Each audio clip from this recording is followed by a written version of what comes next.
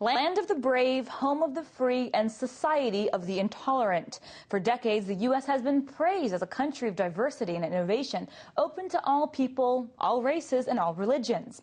But the tides are shifting in a different direction, it may seem. According to the Council on American-Islamic Relations, hate crimes against Muslims are nearing the levels they were following 9/11.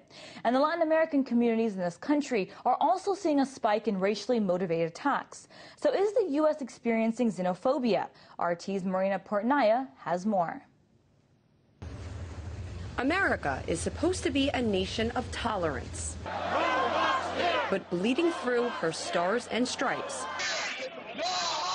an ugliness incapable of masking. Protests against the construction of new mosques, illegal immigration, and economic reform point to a fear and frustration,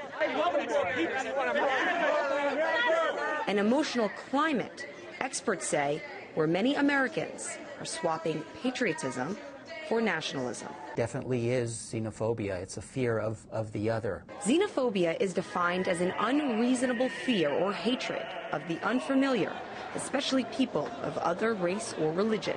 Muslim associated with terror, that's everybody knows. The no-fly list has 99% names are Muslims. Ari Sachs created what he calls mobile art aviation, a missile decorated with signs equating Islam to terrorism. At the front, a mannequin dressed as an Arab.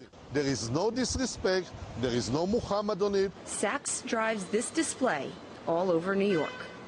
This arrived today. You should take a look at this.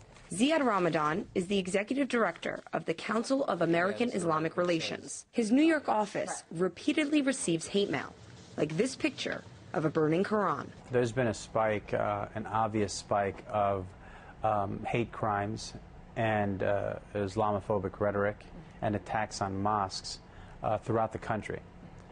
From Temecula, California, to Sheboygan, Wisconsin, to Tennessee, to the planned Koran burning on 9/11. These are crimes that are motivated by hate or intolerance or bigotry. A rage that Amnesty International believes is being exploited, not tempered, by politicians all across America. Nazis don't have the right to put up a sign next to the Holocaust Museum in Washington.